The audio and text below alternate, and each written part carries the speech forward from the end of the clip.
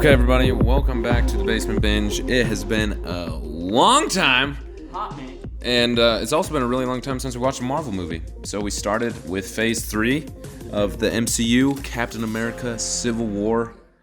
And that's what we're talking about. So let's jump. Oh, I forgot. My name's Harrison. And I am Kelton. And I'm Cade, and welcome back. Yes, thank you. Thank you for being here, everyone. And also, what we're going to do here is just, as always, jump into our spoiler wall. Spoiler-free, knee-jerk reaction, a minute, followed by a question. Would we recommend this movie? And I will go first. All right. So, spoiler-free reaction to this movie.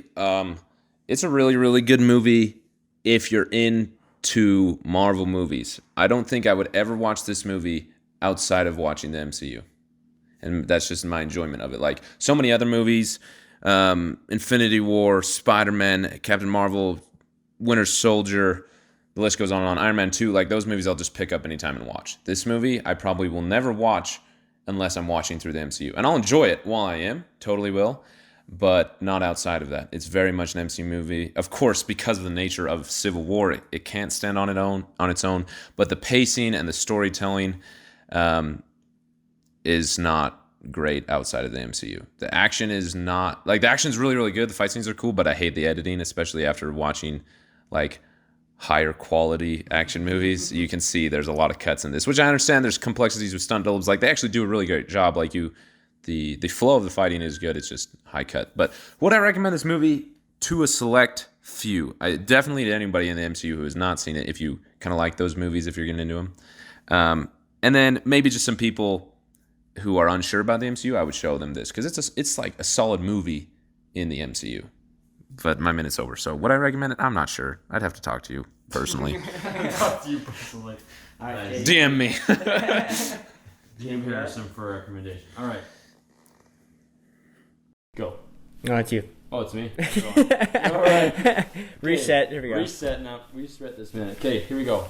My recommendation: Captain America: Civil War, the movie full of conflict. If you want conflict in a movie, this is a pretty solid movie. Oh, yeah, that's true. As far as out of all the other Marvel movies, it's the antagonist of the movie is like very much under the table, and that it's not as much about the bad guy, but as much as it's about the conflict itself between the heroes and their motives of why they choose what they choose.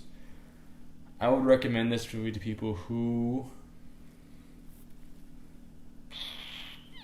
would like to enjoy conflict in a movie, just like questions. It's not superficial. It's not like wishy-washy at all, but it's a solid way to just questioning like which one would you choose. Because by the end of the movie, we were talking with each other like, okay, which side would you choose and why? And we'll get more into that in this episode, but I would recommend this movie for that reason, because it's good and it's solid. All right, solid. My turn. All right, so there's a reason. This movie is very dear to my heart. I love this movie because I feel like it's really the movie that kind of launched me into the Marvel universe and like fully loving it. And this is a movie that I'm a guy who likes to, like, not argue, that sounds bad, but, like, have a good discussion and, like, choose your side and kind of defend it and stuff like that. And this is a movie that's perfect for that. Like, I remember in high school hashing out with my buddies all about this movie because it's the movie where you do pick a side. And it's, like, it's a great thing because there's no, like, right answer. And so, at least in my opinion. And so it's very entertaining to watch. And I feel like this is a movie that you could get very heavily invested in emotionally. And so I've done that. And so to me, it's very enjoyable to watch. I get really just anxious and engaged with the movie, so it makes it a lot of fun. So I would recommend this to a lot of people, although you would need to watch the rest of the Marvel movies before to fully understand what's going on. So that is our spoiler wall. Yeah, so if you have not seen this movie, go enjoy it, but you do need to be informed about the Marvel movies to like fully enjoy it. But But yeah, that's our spoiler wall. It's kind of our thoughts about it if you're unsure about if you want to see it or not. But if you have seen it, keep listening to the podcast because we are going full-fledged spoilers diving into it here. Send it. But if you're new to the podcast, thanks for listening. So consider subscribing, download some other episodes. We appreciate it. We're almost to our goal. So thank you for everyone who's listening. Thanks again. But we're just going to move on to the regular scheduled program now.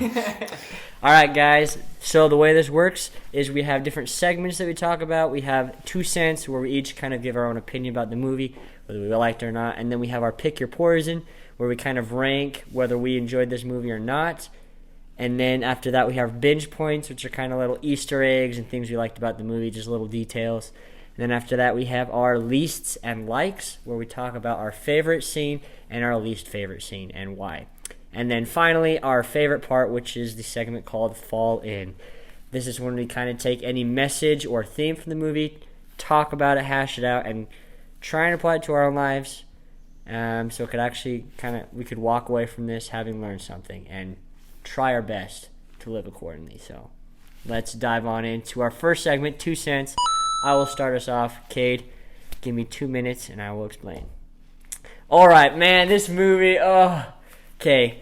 I'm a diehard Iron Man, and watching this, Iron Man fan, and watching this movie just totally solidifies it. Screw Captain America, man. He's a jerk. I've been waiting to hear why. I cannot stand watching him defend Bucky. I understand his point of view, but I feel like what he's doing is completely wrong. And every time I watch this movie, I walk away with the same idea that Captain America is the kind of guy where it's like he'll defend what's right, he'll do what's right, but he thinks he is never wrong. And if his friend does it, it's okay. But if anyone else does it, it's not okay. Like, there was a certain phrase that stuck out to me that Spider-Man said to him, and that Tony Stark told him. And he said that, you think you're right or something? Oh, how did do you guys know? You're wrong, yeah, but you think you're right, and that makes you dangerous. Yeah, exactly. I thought that solidified Captain America very well in this movie. Because there's a lot of controversial things that he does, but I feel like how he handled the end when Iron Man finds out that Bucky killed his parents. Well, Bucky / not Bucky killed his parents. I thought that was total dick move and just like, wow, like Tony is so justified. And it just kind of makes me heated talking about it. But point is, in the movie, I gotta step back for a second. I get heated with this. It is a great movie. I totally love like the whole idea of the internal conflict. Even though you kind of see it in the other Marvel movies, just kind of bickering, but this one really drives at it head on. And I think it's really good because it shows that, like, kind of the consequences that happens when you have superheroes, at least in this Marvel universe. And I think Vision said it really cool in the beginning, that, like, when you have superheroes, super individuals, that invites challenge, and challenge invites conflict, and conflict invites catastrophe. So I think this does a fantastic job as a movie to kind of wrap that up and show the realistic things that I think would happen if there were superheroes. So, solid movie. There you have it. Is it me or are you next? I'll go next. I got something in my mind.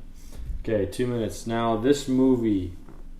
So, let me give you some background of like where my head is at right now. So, the latest movie that I've watched, other than The Lord of the Rings, that I want to apply to this movie is Marriage Story with Adam Driver and Scarlett Johansson. I haven't seen that yet. I haven't either. That movie is like, you take, so basically, in a nutshell and like a sentence, Marriage Story is about a divorce where either side is not wrong. Where you feel for both partners in the story when they split up. And so there's a lot of emotion, a lot of rawness, it's just very realistic. And so I've watching that movie, analyzing that a little bit. Going into, technically I didn't watch it. I kind of watched a video about it because it has a lot of F-bombs, 38 F-bombs by the way. But this movie I wanted to talk about is that it's a superhero movie that has major conflict and that there's two sides that you have to pick, and that you see the reasoning between Captain America and the reasoning behind Tony Stark, and there's a lot of good points on either one of them, and I'm excited to talk about it more. But this movie makes you want to talk about it. That's what I feel. That's my knee-jerk reaction. That's what I wanted to say about this movie because there's so many things you can talk about it that it's hard to start. Hard to find a place to start.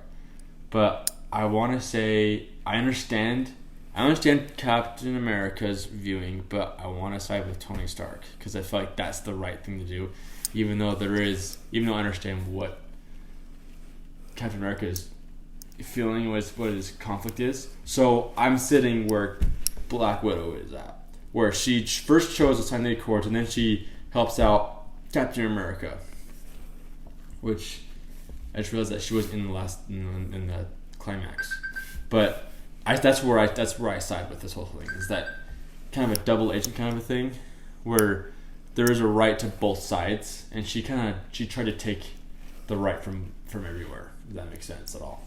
But that's my 2 cents because I'm out of time. Right, start my timer before we start yelling at each other. Go. Okay, so this movie, I kind of talked down on it in my spoiler wall because I do not like to see my friends fight. I don't like that, and it kind of just leaves a bitter taste in my mouth. As much as I love having a conversation about it and picking sides, and there's really, really good parts in it, I dislike the conflict between friends, and that makes me sad. I think there's a lot of arrogance and a lot of lack of communication that causes catastrophe. And in a friendship or relationship, I just don't like that, and I think there's ways to avoid it. It makes me sad. But there's parts of it I really love. Like, this is my favorite characterization at least in the movies so far, of Black Panther. Like, when I think about Black Panther from the comics that I hold dear, like, I think about him in this movie. And I like it. For that reason, I really, really like it. I love T'Challa. Bucky in it is sweet. And also this time in watching it, my perspective changed a lot. I like this movie more than I remember liking it, but it's not going to go up on my list. It's probably going to go down, if that makes sense. Like, I realized how good it is, but also how much I dislike it. If that makes any sense. Yeah, like it's really good, but I dislike it mainly because of the conflict. And as far as picking sides, I'll get into that more. But the music in it's really, really good. The Spider-Man joining the MCU is a ton of fun, and like there's just lots of things that like are that I really, really enjoy about the movie.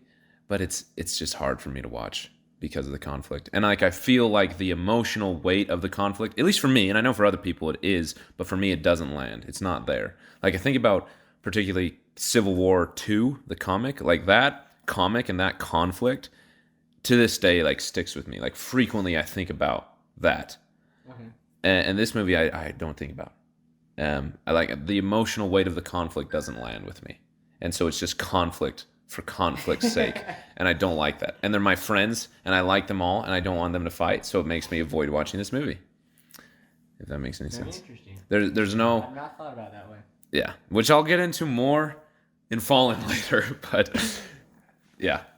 Anyway. Pick your poison. Try to go quicker. Let's jump back. Okay, so pick your poison. This is exactly. This is our personal rating scale that we've made up, and the bottom of the list on the rating scale, like the worst score you could give it, is to never watch again. Right above that is to stream it. If it was already on a streaming service, Netflix, Disney Plus, whatever that you already were subscribed to, and you were looking for something to watch on your downtime, you choose to watch it. Above that, where is a rent, where you're willing to spend a few bucks on it to. There's a personal choice and sacrifice in choosing to watch the movie beyond time. Top of the list, best score you can give it is to purchase it, the ability to watch it as much as you want. So, my personal rating, easy decision, easiest one so far, I'd stream it. Maybe rent it, maybe. But it'd have to be a specific situation. Like, so I would stream it if I was watching through the MCU. Like right now, I would just stream it on Disney Plus. Yeah. The situation where I would rent it is specifically one where I was with a group of friends wanting to watch the MCU and it was unable to stream. Then I would rent it, but never personally, like never on my own. Only in a group setting where we're all watching through the MCU together. Okay. I like it. I want to say I'd stream it because that's where I first watched the movie, was because I streamed it. I didn't go out and watch it in the movies because I wasn't there at the time. But I don't know. This is a solid movie, but its ceiling is a streaming service. Kelton? It's just cut and dry. Boom. Straight by, you fools. Come on. I love this movie. But I respect what you guys are saying. Are we going to get on the sides here? All right, Civil War. Basement binge right now. Go. I thought you cussed. Sorry. No, I would buy this movie just because, like, I have this one friend. If you're listening, you know who you are. We've had many dope, like, arguments is a bad word, but, like, Debates. solid debates and discussions about, like, who's right in this movie. And neither of us have, like, budged a bit in our opinion. Like, and if anything, we're, like, more entrenched in our own ideas. But it's just fun to talk about. So, I love this movie just for that reason, but that's just kind of who I am. But I would definitely buy this. I plan to. I don't own it yet, but I would very much buy this. Very broad statement. Mm-hmm. I'm not, like, in a situation where I'm just going to go buy movies, but, like, it's on the list, dude. The list. So... Alrighty, so now in our ranking, this is something we have not done in a long time. Our MCU ranking, pull out the list here. So forever ago, before we started the MCU, we ranked all the movies, all 23 movies currently in the MCU, and where we put them, and also each individual phase, this being the first of phase 3. So I'll go first for the entire Infinity Saga, all 23 movies. Currently, this movie is sitting at number 12. Number 12 out of 23. So, like, middle. Like, dead even in the middle. Right. It's going down. Only because I see what is beneath it. A lot of them we have watched, a lot of them we are going to watch, and I know that those are going to go up. Not because, like, it's not because I dislike this and I'm moving it down. It's because I know I like others beneath it more. So it will naturally move down. Does that make sense? Yeah. Like, I don't just have a hate for this. Like, it's definitely not going to the bottom. It's just naturally others are moving up. Mm-hmm. As far as the phase goes, let me scroll down to phase 3 here. I think I have this at out of... Where is this my list? Okay, out of 11 in the phase, it is currently number 7, so near the bottom. Mm-hmm. It might stay there. There might be 1 or 2 that move above it, but we'll have to see. Kelton? All right, well, so my initial ranking... Of the whole phase? Of the whole phase. Or the whole saga? Of the whole saga. Surprise, surprise, number 4 for me. Oh, Pretty dang high, you know. This is top 5 MCU for me, so... That just shows you, like, 5. it's a close one to my heart. Wow. But so in the Phase 3 rankings, I have this at number 4 as well. But that's just because in my total phase, like, in the whole saga, the 3 in front of it are all from Phase 3 as well. So it just naturally follows the 4. So that is my ranking. Well, there you go. Overall, for me, where am I? I am at number 10. Top 10. It's in the top 10. It's a good movie. Barely. Let's see, in the phase. We're in phase 3. This has so many movies in it. So this landed at number 7. Oh, same spot. Same spot, pretty much. And it's... Oh my gosh, I have Black Panther at 8. What have I done? Oh, hey, mine's at 8 too. No, that's Harrison's. No, that's Harrison's. Oh, I was like, what the heck?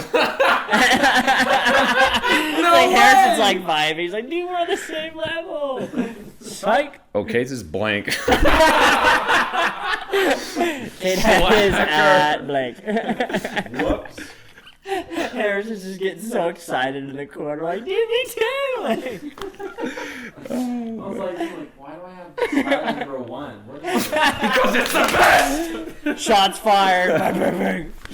Okay, alright, let's put a pause on my ranking. I'll give it at the very end of the episode. How about that? Yeah. Okay. All right. So, what is our next segment? The next segment is binge points. References in the movie, callbacks, call forward, foreshadows, whatever you want to call it. It's a point, and it's in this page. Let's do this. All right, and I say for the sake of time, because this movie is full of them, like packed. Oh, yeah. Okay, I say we get 3.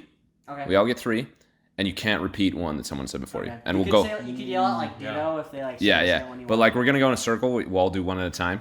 Okay. You can. Cade can start because he started the segment. Okay. Black Widow's necklace is it called? What the nuts? I didn't know she had an necklace. Yeah, it's an arrow. It's an arrow. What? Callback to Clint.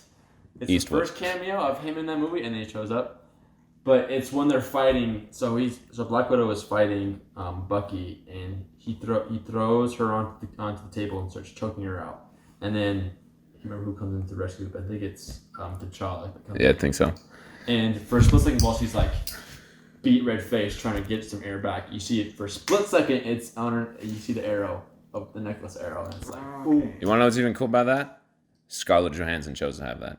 Choice. Oh, that's dope, dude. Oh, that shows the like those little details like show how dope their relationship is, because it doesn't really come out and tell you. You just kind of notice as like throughout the saga that they're like kind of vibing together. But like little moments like that just make it so much more like big. That's sick. Also, other reference is... Hey, no, you only get one. We're going in a circle. Okay, No, you go. Okay, maybe. All right. I haven't decided what my first one is. Dude, I know, me too. I'm like scrambling, but so the first one that comes to mind isn't actually like huge, but I think it goes to show more about the character of Tony Stark.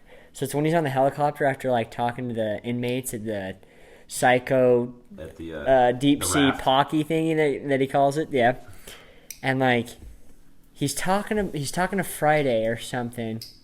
I can't remember the exact line or like what was said. But I said it right when we were watching. I was like, oh, he's like talking about Pepper Potts. Oh, he's like, she's like, how do you imagine me or something? He's like, oh, I was thinking of a redhead. I'm like, it's like super like low key, but I was like, oh, that's Pepper, dude. Which I think in this movie it shows a really good job of like Tony. I think that drives a lot of his decisions. Yes, 100%. And not to go and like fall in or anything, but I think it shows like. He's maybe trying to control one aspect of his life when he feels like another part of it is complete chaos, you know? Yeah. Like, he knows what should be done, and he himself is like at like a crossroads, and it isn't how he wants it to be. So it's like, he's thinking about it. Like, I'm sure everyone listening right now has had like moments in their life where maybe they're unhappy with something, and like there's kind of, maybe you can't control it 100%, but you keep thinking about it.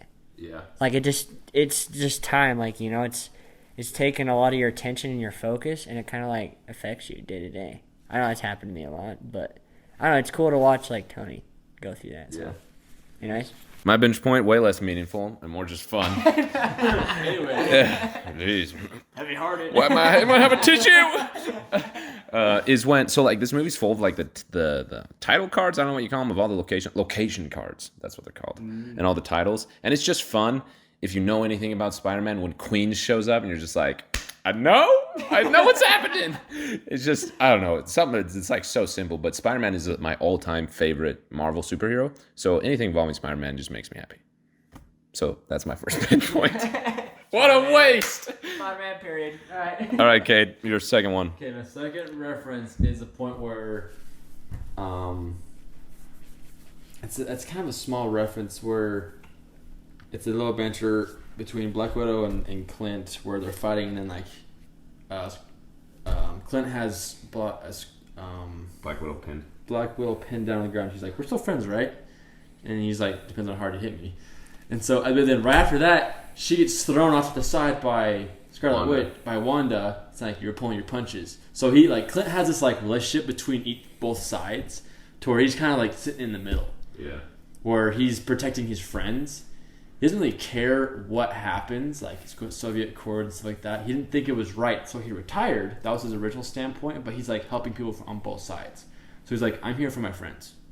I don't care what the big-headed guys decide about. I'm here for my friends. So it was just a callback to like, he's not really part of the Avengers in my opinion, just because he's such a like isolated character. Yeah. I just wanted to point that out. That was my reference. That was my binge point. I wanted to point that out. All right, my binge point is with Black Panther. So right after his dad dies, the king, right? Mm-hmm. There's a moment when he's sitting on the bench, and there's like a gap between him and Black Widow and Natasha. And you could see he's like kind of playing with a black ring. And you could tell he's like obviously like at a loss, but he's like very composed. And he starts talking about like what his culture believes and like with his dad and everything, that death isn't like an end, it's just like a stepping point. And like there's a moment when I'm terrible at this, remembering the exact words or like the line, where he talks about what his dad believed, and like Natasha's like, "Oh, that sounds like a very peaceful thing," and he says something along the lines of like, "I'm not my father." Yeah, he's like, "Good thing I'm not my father," or something, and then he puts on the ring. Like, I thought that was like very huge. It's hard because technically we haven't gotten to the Black Panther yet in the MCU universe, but I think that does a very good job of like setting up like kind of the conflict and like the arc of T'Challa in the Black Panther, and it's like a little hint of that in this movie. So that's my second big point. Okay, my second one again has to do with Spider-Man. I just wait till we get to the movie, okay? You'll understand, everyone. It's amazing. Okay, so I love how many times in the last few years have we gotten a Spider-Man story on the silver screen? Lots of times. Yeah. Like, everyone knows, if you don't know the story of Ben and Peter Parker, like, would you live under a mountain? Like, seriously, that's like not knowing that Luke is Darth Vader's son. Spoilers. You have to miss out on 5 movies. Yeah, like, everyone knows. So, and, like, it's a story that doesn't need to be retold. But they retell it without retelling it. And the way that Tom Holland, Peter Parker, talks to Tony Stark, he's like respecting his uncle, who you can tell taught him the lesson, with great power comes great responsibility, but without saying it. He has so much respect for the lesson that Ben taught him that he like can hardly even talk about it. Side note, like, this version of Spider-Man is like the most wise 15-year-old dude I've ever met in my entire life. I love this version. Like, he is so stinking like. No, I wouldn't say. Well, yeah, he's smart, but just like he's freaking mature, dude. Yeah. And like the stuff he said, I was like, wow, he knows that, and I like moved over my head, dude. And that's my bench point. Is I love the maturity of Spider-Man, but also how he's a kid. Like, he's joking about math and physics and like how someone has a metal arm and how it's so cool. Algebra test? Yeah, like, he's such a kid, but he's gone through so much, and like I love that we get to see not him go through those things, but him have to learn to live with the things he goes through and how it affects him. And I can't get into it because I'm going to wait for Spider-Man. Holy smokes, I'm excited for that movie. But I love that detail about who Peter Parker is without giving us a whole story, because we know who Peter Parker is. It's just a good way of introducing him. Okay. And throughout the whole thing, he's like, I got to impress Mr. Stark. And it's like that first father figure to like approve of his actions, to live up to his other father figure. It's just so touching. Right, awesome. Final binge point. Third and final. Here, on the airport scene where they're walking out right before they fight against each other, there is in the background, it's so subtle, it's so easy to miss. And I pointed this out right in the movie. Is that, I don't know what you call it, but it's like this motorized stairs. The thing that helps you get on the plane. Right. The stairs. That specific set of stairs that moves and has a motor with it. And then in the background, when Captain America is walking, it's him by himself. He kind of like he walks in front of it. That is in the TV show Parks and Rec. That specific stair thing. And the reason why is because there's a lot of the actors that are huge fans of Marvel, and they helped in producing it. Huh. It's I can't remember who it was that did help produce it, but either way, he did, and he was able to sneak that in there. And it's the exact same. That's funny. He's like, cool. I need this exact stair thing. Just in the background. That's so funny. That's sick. So, that was my reference. My third one is something that I've kind of wondered too. There's a moment when Tony Stark is talking to Natasha, and they're talking about how like they need more backup and like, you know, to up their team, because like obviously their team split up. And they kind of bring in Hulk, and they talk about whether or not he would agree to sign the Accords or not. And it doesn't really, like, give away anything or give an answer, but I've always wondered that myself. Like, I could see a world where he would sign the Accords, but also where he wouldn't. And I just think it's kind of cool to think about. And, you know, we never get an answer. This is obviously, like, a fan standpoint here, but I think he would sign the Accords. Like, knowing who he is, like, his idea of, like, controlling and, like, not hurting people, and like, I don't know. I could see it go both ways though, but I thought that was kind of a cool like point. I'm thinking about what happens in the actual Civil War comic. I won't say anything, but anybody who's read that, it's interesting to think about that question and what happens to the Hulk in that comic. All right, my final binge point. I have another one for Spider-Man, but I will not choose it. I will choose one other one. And I think it's funny. Kate pointed this out that he thinks it's stupid, the relationship between Vision and Wanda. And I love it. I love it. For one thing that I think is really cool is in Age of Ultron, Ultron loves Wanda. Like, he has some weird affection for her, almost like an appreciation or an admiration for her. And Vision is almost like 90% Ultron. So that admiration for Wanda continues. And I just think that's, like, I don't know if they did that intentionally, but it's a cool connection that I think that, like, that appreciation that Ultron had for Wanda continues to Vision. They hinted that once, like, when Tony asked after Rhodes break. Yeah, because he's like, what? How did we let this happen? And he was like, oh, I was distracted. He's like, I didn't know that. Whoa, that just, like, connected right now. Like, they're already hinting that, like, he was into Wanda at the time. Yeah. Dang, dude, that's why he's making her soup. Making her soup, dude. Courting her. He's making his woman soup. Good for him. Oh, that's sick. Yeah, I gotta make my woman soup now. But it's not paprika. It just fails. A pinch of paprika. My heart goes out to Vision in that scene. I'm just like, oh, dude, I feel for you so much. Like, trying so hard to please someone he cares about. Like, not even romantically, just as, like, a person he cares about. And he's never cooked before in his life. Dude, mad respect. This guy is trying, dude. Yeah, he's such a good 100 person. points to Gryffindor, dude. Yeah. It's a Vision. Come on. We can go on to the next segment. Yeah. All right, that brings us to least and likes. It's an audio format, so no one can see that. Well, sorry guys. You can imagine the move I just did right there. You have Kelton with his red hat on top of his head that's kind of like barely on top of his head, And he just backwards. Like, and And he's all like, has both his fingers stepped over the microphone. To, like, You guys can imagine. To try to physically move the segment into the next one and say, hey, look, watch this. You guys can Next imagine segment. in your own heads what I just did.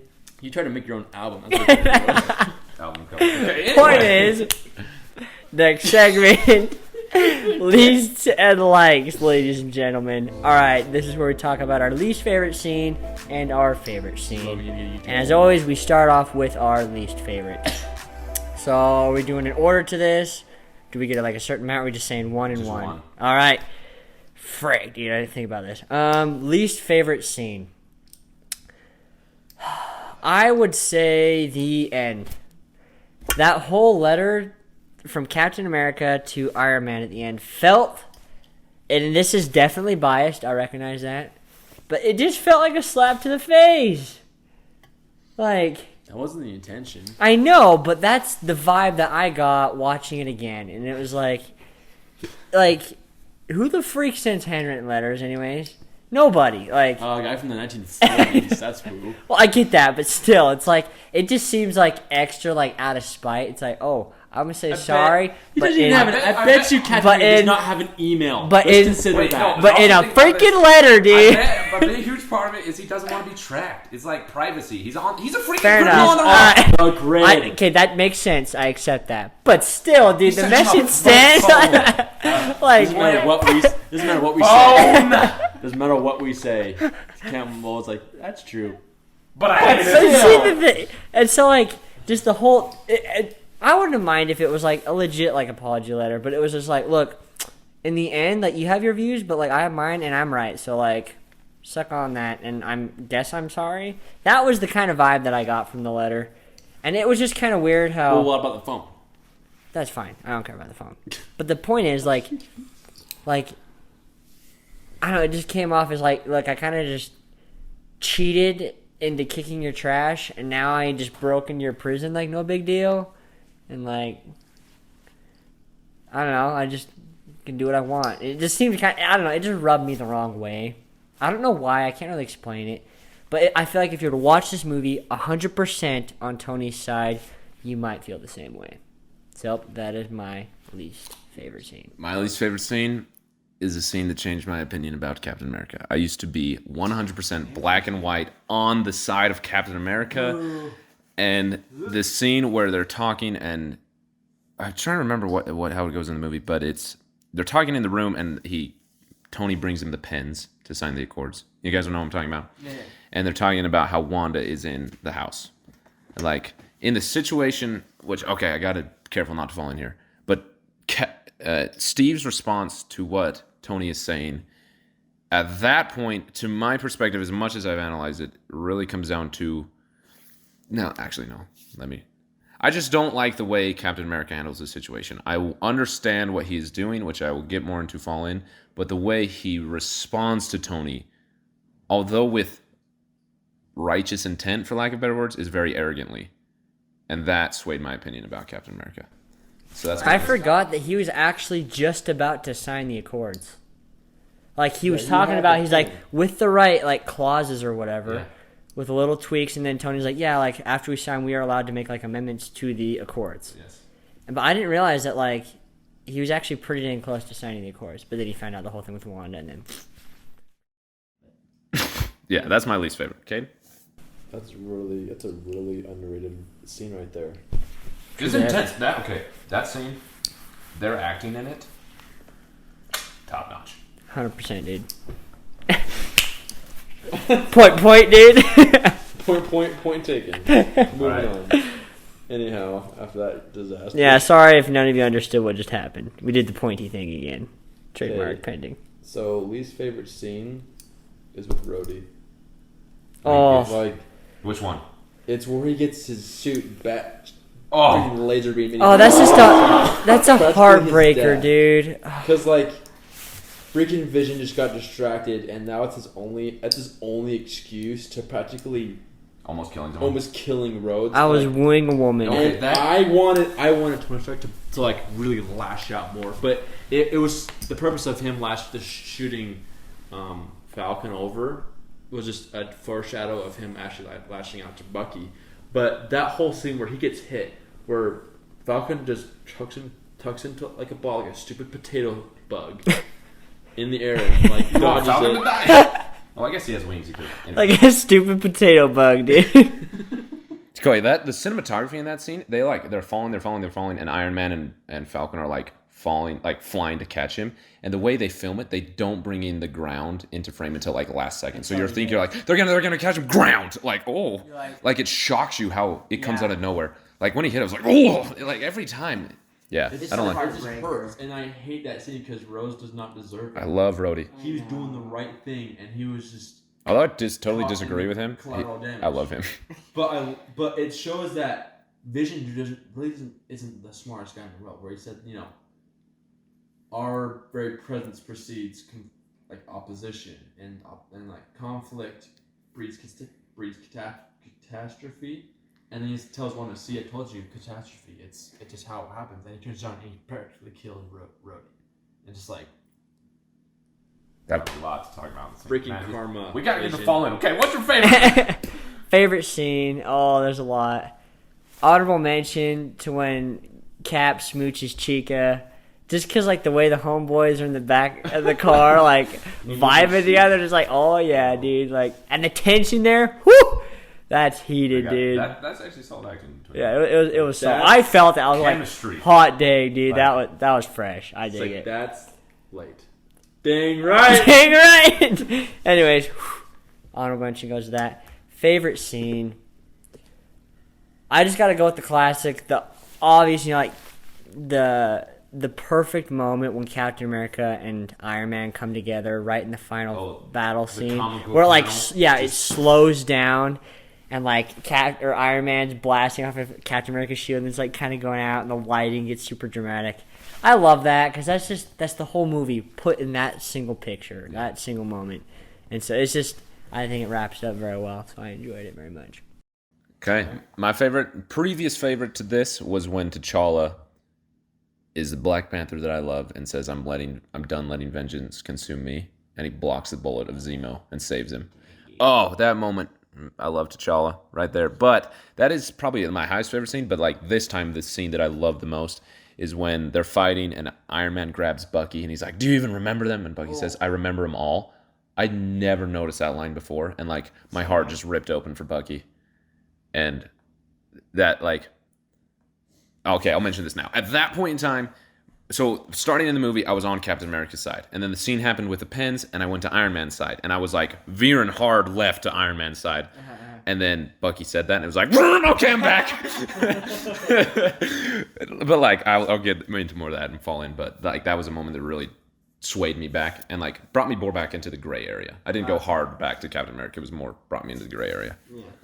But so that was my favorite this time. Okay. My favorite was the fight scene with Spider-Man, Bucky, and Falcon. I hate you. Are those movies made of carbon fiber? I don't know if you've been in a fight before, but there's not this much talking. Oh, yeah, right. Sorry. Oh, right, sorry. It's like, can you have done it earlier? I hate you. The way, what is his name? I'm forgetting his name. The guy who plays Winter Soldier, Sebastian Stan. Yeah, the way he says, "Couldn't you have done that earlier?" Like it's just so funny. Could have done that earlier. I hate you. And then the point where he that introduces the spider sense. It's so cool to see. He's like, "Oh no!" Ducks. And then like it's like, hey, I think you've lost something. He throws it back. That I like the camera work on that one. Like it almost jumps because like boom right in your eyes, like throwing that thing back. Yeah. That's pretty cool. And then also like where he catches his arm. And, like I remember seeing that and I was in the watching that movies? home, but by myself. And I was like, he freaking caught his freaking arm. What the? That was my other binge He point. like, catches the And arm he moves it. and he moves it like no big deal. He's like, oh, you have a metal arm, like No big deal. Like what? arm. because you know, like we've seen in the Winter Soldier and all of Civil War, like he's wrecking people with that metal arm. Like Yeah, even he Captain punches it and America. like engages it. Yeah, but Spider-Man's just like catch, move to the side. Oh, that's cool. Like Yeah, like he's just such, like he's got like ultimate strength, but he's still. You have a metal arm? it's just so like pure and innocent. Yeah, It's that's my other it's binge very point that I wholesome. mentioned. Very so wholesome. Great. That's my favorite. And then I don't know. It's just That's a quality scene. Okay. Back to our main silent. Yeah. I'm stoked for Falcon and the Winter Soldier. Oh, it's seriously it's gonna be so good. Anyway, final segment. We've been kind of getting there already. Fall in. This is where we dive into like the meanings and messages of it, which, especially in this movie, maybe this is where we'll just kind of define. Okay, I say for the first few minutes to be quick of Fallen, we kind of define what side we're on and why, and then we fall in because I feel like those are separate. Like my emotional connection to the movie is a lot different than what side I fall in. Maybe you guys are opposite than that. Maybe your side you fall in is more the emotional impact of it. Did that make any sense? Say it all out one more time. I say at the beginning of Fallen for a few seconds we say what side we're on and I like that, yeah, and then that's why, and then we talk about like the messages and meaning because like the messages to me are disconnected from what side I'm on. Okay, all right. If that makes sense. So I'll go first. So end of the movie, I'm in the gray area on both sides at different parts of the movie. If at the end of the movie, I'm on Captain America's side just barely. Okay. Like way less than I was before. Okay. Or like just kind of barely over the line. And through the movie, like I said, it changes a lot. Throughout the whole thing, I was constantly on Captain America's side until...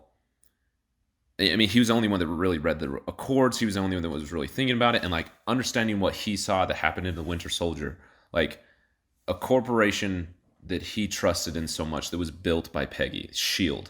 Like that was supposed to be the ultimate right. Like the reason that he came back and fought in the world again had just been corrupted by Hydra. Like the ultimate evil. Again, people with an agenda. And so I totally relate to his stance on it because of what he goes through. And he doesn't want to be controlled by people with an agenda because agendas can change. And then when he reacts to Wanda being held the way he does, I swayed to Iron Man's side because what Iron Man says, they don't grant passports to weapons of mass destruction. Like, of course, Wanda has no control over that. But like in the given situation, clearly that's the best thing to do. Like it really is for Wanda's protection. Like, of course, she can protect herself. But at the same time, there will come a point where she's going to end up in a prison. And so keeping her at home really was the best thing for her. Like, although I don't agree that there should have been anything that caused her to be kept at home, I think she should have been a free person. Like, I understand why Tony's doing what he's doing because of the situation. Does that make sense? Yeah. Like, although I think the situation is stupid and it shouldn't have ever existed. They should have just said no. I understand he's reacting to the situation appropriately, and I don't like Captain America's response. It's just prideful. Like, she's kept at home? Like, well, duh. Like, you want her to end up in a prison like she does anyway because you let her out? And so then at that reason, I didn't like Captain America. But then seeing Tony Stark, like, willing to kill Captain America and the Winter Soldier because his parents died. Like, what? Like, you're mourning someone's death, so you're gonna kill someone else? Like, the whole fight with the Winter Soldier and Captain America are only simply trying to disable Iron Man's suit. Like, even the last thing, like, Captain America could have taken off his head with his shield, but he just shoves it into the arc reactor. And then even leaves the shield. That's what Bucky was doing. Yeah, Bucky was reaching for the arc reactor. And, like, Iron Man's, like, going ham over there. Like, I know he's in a tough emotional situation, and there's a whole movie that leads up to his frame of mind at the time, and, like, I understand how he got there, but, like, he is proving the point why the Accords should exist. That someone like him cannot control their emotions, where Captain America is proving why they shouldn't exist, where someone can control their emotions and fight for what's right. That although Bucky is a conflicted criminal, like, you don't just go out and kill people. Compromised individual. Yeah. You just, like, so I gained a lot. Like, I gained empathy for Captain America's stance and his relationship to Bucky, especially when Bucky said, "I remember them all." And I started to really dislike Iron Man because he just goes to the extreme. Like, I know he's in an emotionally torn situation that I don't understand, but you can't go to that extreme. You're just proving what's wrong with your whole setup. Which you know. I feel like Kelton's just sitting here being way quiet. Sorry, Kate. Which Tony Stark showed that his lash out in that Russian facility was wrong. Was when he was holding Thanos down, and Star-Lord is about to lose his crap, and Tony like, "Don't engage. We're about to pull this off. Don't do it." That scene, like, is a Yeah, like switch. Like, everyone lashed out at Star-Lord when Infinity War came out because of what he did. Lash out on Iron Man. He does the exact same thing. Yeah. So, Okay, that's my stance. anyway, okay, I guess it's my turn. So, Scary thing. okay, here's my thought as I was, as we're going through this podcast. There should not be sides to choose. I agree. And I think I the agree. reason why, and I think Clint and Black Widow show a really good example of that, is that they choose their friends over the Sokovia Accords. Is because they see that the Secretary of State, aka he's actually kind of a bad guy. They want to control him because people are dying.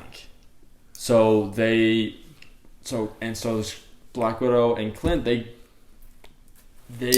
look toward what they care about. Black Widow signed the Accords, but she went over to talk to Steve Rogers to make sure that he was not alone, because he was friends with him. And then she, quote unquote, double crosses and lets Steve Rogers leave.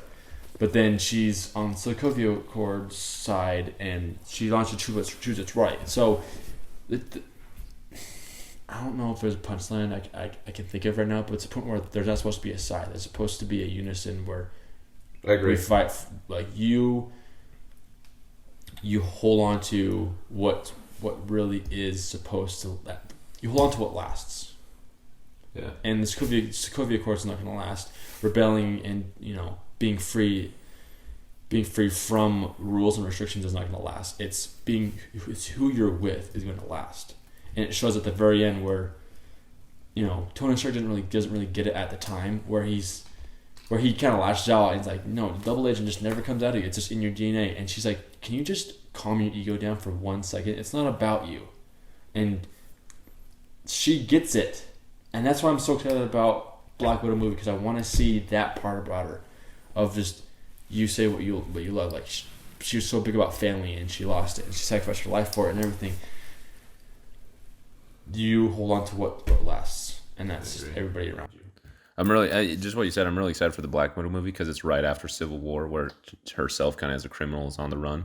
And I'm excited to see, because I feel like, That's the timeline. yeah, I feel like what Kate just said is going to be a really cool arc to see her continue to go through. I'm excited for that. But Kellen, you want to rip our opinions to shreds? Bruh, okay. What happened in this movie? I've been hardcore Iron Man my entire life, like 100%. Your entire life. Before I was born, actually, but that's not the point. All right. After watching this movie, I was extreme Iron Man. But what this movie did for me is actually dial back the needle a little bit. It definitely helped me see kind of like the gray area, because Oh, what scene was it? Actually, I can't remember the specific scene, but there are a bunch of little moments that I kind of, I don't know, I had a little bit more open mind in this, at least until the end. The fight scene, I always stay with Iron Man at the very end. But, like, I'm definitely, it's more gray because I just realized that there isn't, as I watched both Iron Man and Captain America talk about why they should sign the Accords or why they shouldn't, I found myself agreeing and disagreeing with both of them. Yeah. Which I think is the purpose of this movie. Yeah. Because I think the movie doesn't pick a side. it does not, and I don't think they ever pick a side. Like, even later on, it kind of goes away from it. Even in Infinity War and Endgame, like, Yeah. they do the same thing back and forth. But I, as I look at it, neither of them will ever do the other way. Like, I don't think they'll ever agree. They may, like, understand, but I don't think they'll ever, like, switch sides. Because it literally, as you look at the characters of Iron Man and Captain America, it goes against everything they believe in up until that point. In their entire life. Because like, Captain everything. America, we know he will never sign the Accords. It's just who he is and the crap he's gone through. Iron Man, at first you would think, like, knowing him in the first one, he'd be like, oh, frick that, there's no way I'm signing Accords. But as you watch his character arc, as he, like, realizes, like, it's kind of like his, like, the consequences of his entire life are starting to catch up with him. As he begins, I feel like it's kind of like his progression into a mature adult, I guess. Yeah. As he realizes, like, there's consequences to your actions, and it hits him hard. Like, when he was talking about that boy that was, like, killed. Oh, that was sad. Like, oh my gosh, that was so sad. And, like, you just see, it's like hitting Tony. Like, honestly, Robert Downey Jr., fantastic job. Amazing. Anyways, the point is, like, neither of them will ever pick a side. And so it's like, this movie is all about the conflict, which I think it just comes down to, like, agreeing to disagree sometimes, which I kind of hate doing, like, in my real life. But I think it's sometimes necessary. But I think, in the end, I felt what Iron Man was doing was completely reasonable, because I feel like I would act very similar. Because we learned from the beginning that he had, like, regrets. How he wishes the last moment with his parents would have gone. And we know he always had a rocky relationship with his dad. And then he finds out that this guy Bucky, who wasn't really Bucky, killed him. Fair enough. But that he finds out one of his closest friends knew about it the whole time. And he never let him know. Which you could see why Captain America explains at the end why he didn't. But still, like, I definitely would feel a lot of rage. And I don't know if Iron Man, this is where my own personal opinion comes into play. I don't know if he was really going to kill, but if I found out, and this would never happen in my own life, like, this situation's, like, super specific, but if I were put in a very similar situation, I feel like I would want to act out in a rage moment, and maybe not, like, kill someone, just, like, beat the crap out of them. Yeah. You're going to feel a ton of anger. Because the way I see it is, like, I just feel so bad for Tony. Like, the pain he is going through is immense, and it just pisses me off to watch Captain America beat up on him. And, like, anyways, I was about to say something really important. Oh, one thing that bugs me about Captain America a lot is that, like, yes, Bucky's your friend, and, like, it wasn't Bucky, but that doesn't mean it was okay what happened. Like, I felt like Captain America is justifying it, like, oh, he's my friend and he's Bucky, it wasn't him, so therefore there's no punishment. Like, obviously it's not Bucky's fault. But it bugs me. I feel like if Bucky wasn't Captain America's friend, Captain America would be on Iron Man's side. And that's what bugs me about Cap, is because he is righteous up until it's his own opinion or a very, very close friend's opinion or, like, circumstance, where I feel like he's ignorant and kind of, like, blind. I think it's really interesting to see and think about, like, because I think that if somehow that would have happened, like, if it weren't for the Sokovia Accords, like, let's just say Zemo just had his plan to try and break up the Avengers, and no, like, if Sokovia Accords and the government and the district attorney and bringing in people, then T'Challa and bombs and all that, like, of course, a level of that happened because that's part of Zemo's plan. Yeah. So, kind of, let me wind it back. The stuff with the Secretary of State and the Sokovia Accords don't happen. Okay. I feel like there would be a fight between Captain America and Bucky, or, like, Captain America and Bucky versus Iron Man. But it would have ended much differently. They would have had their brawl, Iron Man would have got his rage out. There would have been some quarrel, and they would have walked home buddies. Yeah. And they would have figured out whatever they needed to figure out for Bucky. I agree. Right? End of story. But because of the conflict that happened beforehand with these Sokovia Accords, it really leads to that. Like, I feel like both of them. Yeah, I feel like both of them in that moment aren't just thinking about Bucky's my friend, Bucky killed my mom. They're thinking about that on top of everything else that just happened. And that's what causes that level of fight. And like, it has to do with what Cade said, that like, I feel like it's just not choosing to see what lasts. It's very, very momentarily. Yeah. Like everything's, and the progression of it is, in the moment reaction. Yeah, and it's just, it's a reaction rather than a response. Yeah, and I definitely think that, and that was kind of that emotional thing that I was drawing from in the message, and it's interesting just to see the perspectives that people have and how people genuinely, like, of course no one's in a situation like this, but you kind of take the ideas of it and see how people respond in all of the ways that they respond in this movie, like and it's very, very interesting. And I also think, I just lost my train of thought. Hold on, it's coming back. Oh, that's what I was gonna say. One of the biggest qualms I have with this movie, and I disliked it the least, is because I always thought like they went to war with each other because Bucky was Steve's friend, and Bucky, who isn't Bucky, killed Steve's parents, and like that always was so stupid to me. Like I always remembered the line, "He's my friend," and like I was like, "That's like what? That's the whole movie." But like I realized that like that's the very end of the movie. Like Steve's fight with Iron Man goes from disagreeing about the Accords and just disagreeing, but still being friends and like working together, to like trying to save Bucky from being killed by people who are doing things kind of extremely, to then trying to save the world from what he thinks is going to be a bunch of super assassins going out to kill everybody. Like his opinion is so like changed from like, I'm not even worried about the Sokovia Accords and Bucky right now. Like I'm worried about saving the world. And then like Iron Man's stubbornness, or maybe Captain America's stubbornness, like leads him to do it on his own, and then it leads to protecting Bucky, and it's just like a really intense progression. Mm-hmm.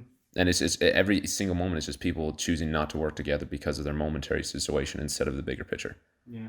Like imagine how differently it was if Captain America and Iron Man together realized Zemo's going after the super soldiers, which he actually wasn't. It was a trick, but like he's going after the super soldiers. We have to go stop this guy to save a catastrophe from happening. It would have been much different if they chose to go there together for the bigger picture. But they were so focused on their momentary disagreement that they couldn't see the bigger picture and work together.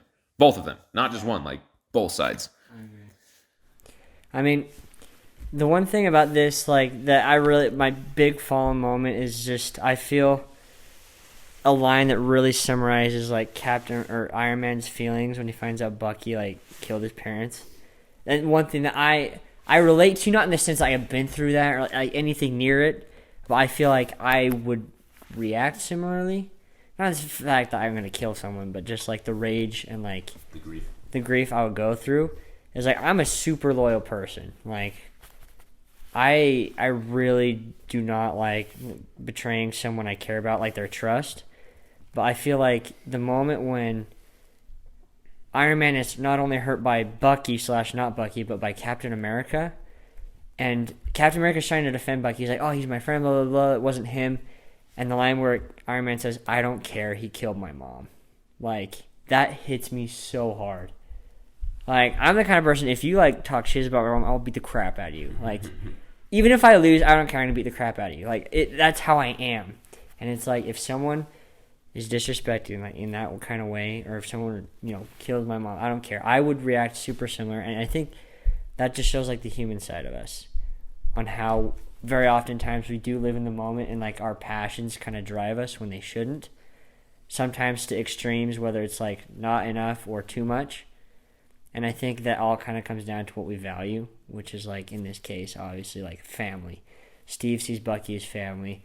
Iron Man lost his family, like. And so those kind of passions kind of drive you. And I just relate to it a lot because I feel if you were to put yourself in each of their shoes, you would probably act the exact same way. Oh, on both sides. Like I know I would act like Iron Man, and I know I would act like Captain America. Yeah, and I know I'd probably act like Bucky too. Like each of them, I feel like is very right in their own sense, and that's what obviously drives the conflict. But I think this is my personal opinion. I don't think right is a good word. I think all of them are acting naturally, or how normally people do. Typically, they're acting typically which I think is not right. And I think, for me, the biggest takeaway is that the right thing to do most of the time is to act atypically, be the bigger person, and like, although those passions are a huge part of you and they should drive you, but like understanding how to control it instead of being controlled by it. Yeah, I agree. And I think maybe that's kind of why I like this movie so much, is because I relate to this movie, but on like a much, much smaller scale. And I feel like the emotions invested in this are huge. And when I can get emotionally invested in a movie, I really enjoy it. So that's how I think what I got from this movie. But I totally agree. Like, being able to control your passions, to yes, like, let them drive you and achieve your goals and stuff, but also learning to act atypically and like take a step back and look at the big picture. Yeah, good place to end. Thanks everyone for listening. That was a long one. Okay, you got anything else to add? Are you good? No, I got nothing. That was everything that you guys said. Like, that was pretty soft. I think we ended on that was a pretty dang good note. Thanks for everyone for listening, man. This movie's still going down on my list, but I like it. Like, my emotional connection to it Sucks, but like, it was good. So I said at the beginning that I didn't like it because the emotion of the conflict wasn't there for me, and it was just conflict for conflict's sake, and I didn't like that. Mm-hmm. The emotion of it is there because of this conversation, but definitely not to the point where I'll watch it again. So like, you created emotion that wasn't there at all. It's just not as strong as others. But thanks everyone for listening. As always, please keep downloading the podcast, share with others everything we ask you to do and harass you. Every week. Yep. Now, every week. So next week is I don't even know what's after this in the order. Like, I know, but I don't know. Yeah, you know. I agree. Whatever. Subscribe and you'll see it coming. Anyway, ciao ciao. What it do, baby? Peace out, dogs.